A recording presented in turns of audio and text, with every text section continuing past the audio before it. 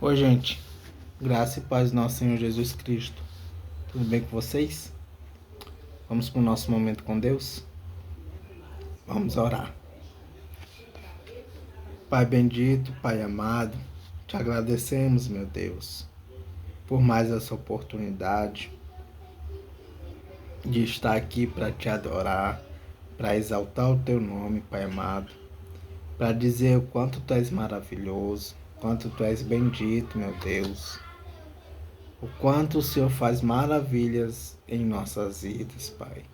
Maravilhas que não merecemos, Pai, pois somos pecadores, somos falhos, Pai, e te pedimos perdão por isso, Senhor. Nos perdoe, tenha misericórdia de nós, Pai amado, pois sem tua misericórdia não vamos conseguir viver, Pai. Pai, obrigado, Senhor, por mais um dia de vida.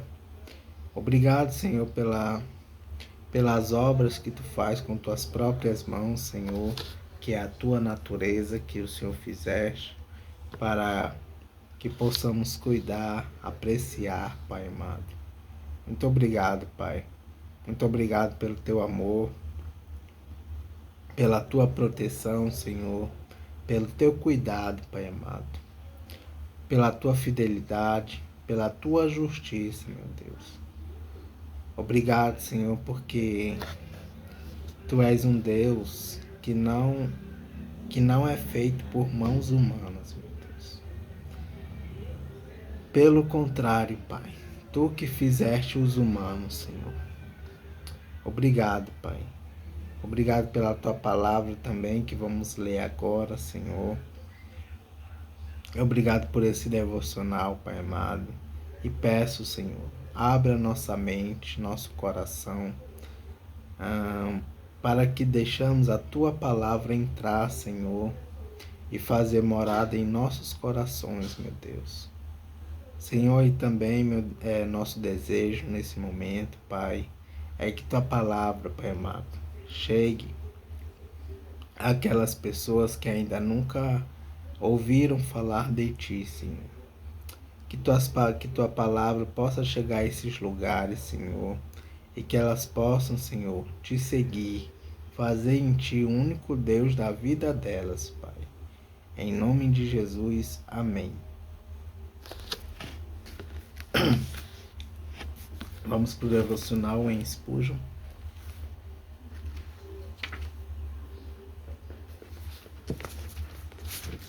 E o devocional de hoje é referente a Zacarias, capítulo 6,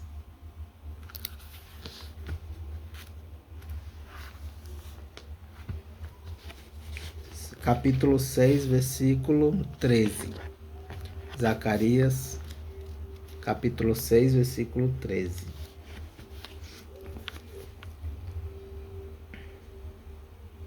Diz assim a palavra do Senhor: é Ele quem vai reconstruir o templo e receber as honrarias que pertencem a um rei. Ele vai sentar no seu trono e reinar. Um sacerdote se sentará no seu próprio trono e haverá uma paz perfeita entre o reino novo e esse sacerdote. Vamos ler o 14 também. Mas depois a coroa será colocada no templo do Senhor, em memória de Eldai, de Tobias, de Gedaías e de Josias, filho de Sofonias. E o devocional de Spurgeon diz assim: o próprio Cristo é o construtor de seu templo espiritual, e ele o construiu sobre as montanhas de sua afeição imutável, sua graça onipotente e sua sinceridade infalível. Mas como foi no tempo de Salomão, assim é neste. Os materiais precisam estar prontos. Há os cédranos do Líbano. Contudo, eles não estão moldados para a construção. Não foram cortados e aparados e transformados em tábuas de cedro, cuja beleza aromática alegrará os átrios da casa do Senhor no paraíso. Há também as pedras duras ainda na pedreira. Elas devem ser lavradas e moldadas. Tudo isso é o trabalho de Cristo. Cada cristão, individualmente, está sendo preparado, polido e aparelhado para seu lugar no templo. Mas a própria mão de Cristo faz o trabalho de preparação. Aflições não podem santificar, a menos que sejam usadas por Ele para esse fim. Nossas orações e esforços não podem nos tornar prontos para o céu, a não ser pela mão de Jesus, que molda corretamente nosso coração. Como na construção do templo de Salomão, nem martelo, nem machado, nem instrumento algum de ferro se ouviu na casa, porque tudo foi trazido perfeitamente pronto para o lugar exato que deveria ocupar. Assim é com o templo que Jesus constrói. Tudo é preparado na terra. Quando chegarmos ao céu, não haverá santificação para nós lá. Nenhuma poda por aflição, nenhum polimento por sofrimento. Não, o que deve ser feito se encontra aqui. Tudo o que Cristo fará será com antecedência. E quando estiver feito, seremos transportados por uma mão amorosa através do córrego da morte e levados para Jerusalém celestial para habitarmos como pilares eternos no templo do nosso Senhor.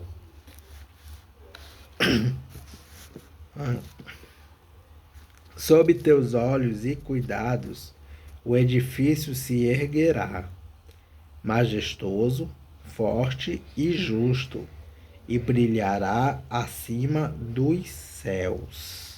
Amém.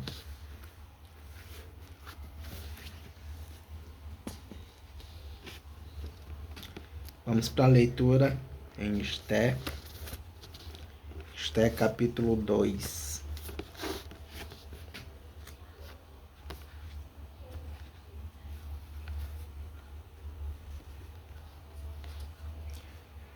E a introdução do capítulo 2, que vai do versículo 1 ao 18, diz assim: Esté é feita rainha. Agora entram em cena Esté, a moça judia, e o seu primo Mordecai. Os dois vão salvar o povo judeu que morava no Império Persa da destruição planejada por Amã, primeiro-ministro do rei Xerxes. E o capítulo começa assim: Mais tarde, a raiva do rei já havia passado, mas, mesmo assim, ele continuava a pensar no que Vasti havia feito e num decreto que ele havia assinado contra ela. Aí alguns dos seus servidores mais íntimos lhe disseram: Ó rei, mande buscar as mais lindas virgens do reino. Escolha funcionários em todas as províncias e ordene que tragam as moças mais bonitas para o seu harém, aqui em Suzã, a capital. Ejai, Egai, Egai, o eunuco responsável pelo harém real, tomara pelo harém real, tomara conta delas e fará com que recebam um tratamento de beleza.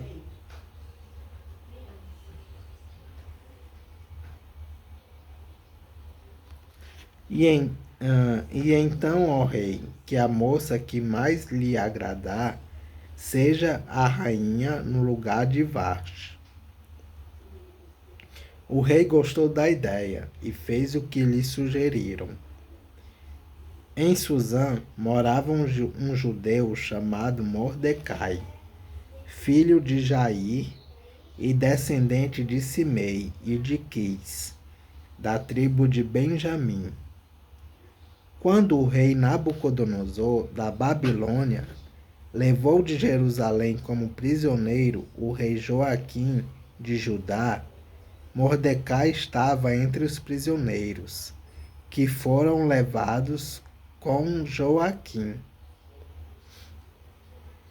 Mordecai levou consigo a sua prima Radassa, isto é, Esté, uma moça bonita e formosa. Os pais dela tinham morrido e Mordecai havia adotado a menina e a tinha criado como se ela fosse sua filha. Quando o rei mandou anunciar a ordem, muitas moças foram levadas para Suzã, a capital, e entregues aos cuidados de Egai, o chefe do harém do palácio. Uma dessas moças era Esté. Egai gostou dela e ela conquistou a simpatia dele. Imediatamente ele começou a providenciar para ela o tratamento de beleza e a comida especial. Arranjou sete das melhores empregadas do palácio para cuidarem dela e colocou Esté e as empregadas nos melhores quartos do harém. Esté fez conforme Mordecai tinha mandado e não disse nada a ninguém a respeito da sua raça e dos seus parentes. Todos os dias, Mordecai passeava em frente do pátio do harém para saber como Esté estava passando e o que ia acontecer com ela. O tratamento de beleza das moças durava um ano. Durante 6 meses eram usados perfumes de mirra e no resto do ano outros perfumes e produtos de beleza. Terminado o tratamento, cada moça era levada ao rei Xerxes. Quando chegava a sua vez de ir ao harém, de ir do harém até o palácio, cada moça tinha o direito de levar tudo o que quisesse.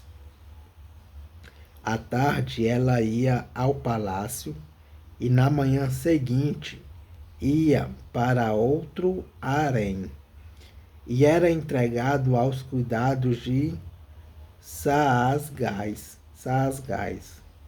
o eunuco responsável pelas concubinas do rei. Ela não voltava a se encontrar com o rei, a não ser que ele gostasse dela e mandasse chamá-la pelo nome. Chegou a vez de Esther, filha de Abiail e prima de Mordecai, a moça que Mordecai tinha criado, a moça que conquistava a simpatia de todos os que conheciam. Quando chegou a sua vez de se encontrar com o rei, ela levou somente aquilo que Hegai, o eunuco responsável pelo harém, havia recomendado. Esther foi levada ao palácio para apresentar-se ao rei Xerxes, no mês de Tebete, o 10º mês do 7º ano do seu reinado. Ele gostou dela mais do que qualquer outra moça, e ela conquistou a simpatia e a admiração dele como nenhuma outra moça havia feito. Ele colocou a coroa na cabeça dela e a fez rainha no lugar de Vaste. Depois, ele deu um grande banquete em honra de Esther e convidou todos os oficiais e servidores. Ele decretou que aquele dia fosse feriado no reino inteiro e distribuiu presentes que só um rei poderia oferecer. Mordecai salva a vida do rei. Uma introdução sobre essa parte, que vai do versículo 19 ao versículo 23. Diz assim: Mordecai ficou sabendo de um plano para matar Xerxes e salvou a vida do rei. Versículo 19 diz assim: Durante o tempo em que as moças estavam sendo transferidas para o outro harém, Mordecai tinha sido nomeado pelo rei para ocupar um cargo no governo. Segundo o conselho de Mordecai, Esther ainda não tinha dito a ninguém que era judia. Ela continuava a obedecer Mordecai, como tinha feito nos tempos de menina, quando ele a estava criando. Naqueles dias, Mordecai, fazendo o seu serviço no palácio, ficou sabendo que Bigtan e Teres, 2 eunucos que eram guardas no palácio, estavam zangados com o rei e planejavam matá-lo. Aí Mordecai contou isso à rainha Esther, e ela disse ao rei o que Mordecai havia descoberto. Houve uma investigação e descobriu-se que era verdade. Então os 2 eunucos foram enforcados, e o rei ordenou que fosse registrado um relatório sobre isso no livro em que se escrevia a história do reino. Agora vamos para alguns comentários e referências do capítulo 2 de Esther. Capítulo 2, versículo 5. Mordecai. Este nome vem de Marduk, o nome de um dos deuses dos babilônios. Quis, pai do rei Saul. Referência: 1 Samuel capítulo 9, versículos 1 e 2. Capítulo 2, versículo 6. Nabucodonosor levou como prisioneiro o rei Joaquim. Isso aconteceu em 597 a.C. Referência: 2 Reis, capítulo 24, versículos 10 a 16.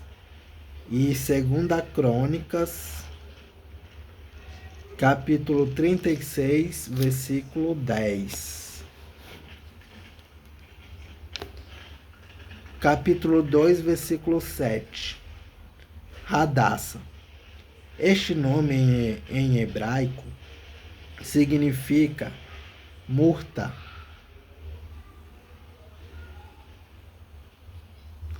Esther. Este nome parece ser origem persa, significado estrela.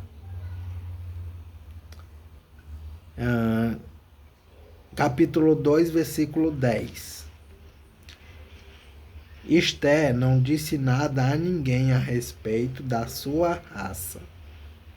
Isso seria muito importante mais tarde, na hora de executar o plano para salvar os judeus da fúria de Amã.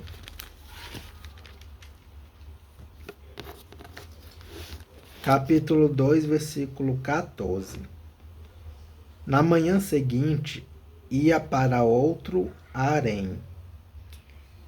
Depois de ter passado a noite com o rei, a moça ia para o harém, onde ficavam as concubinas do rei. De lá, ela não podia mais sair, isto é, voltar para a sua família.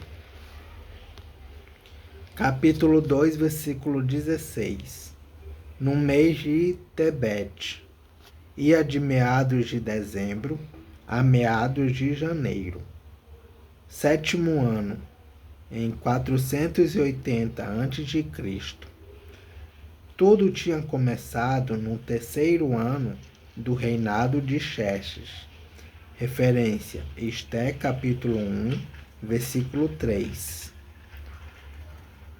Logo levou 4 anos até ser escolhida a nova rainha. Capítulo 2, versículo 18. Aquele dia fosse feriado. Também se pode traduzir assim: houvesse redução de impostos.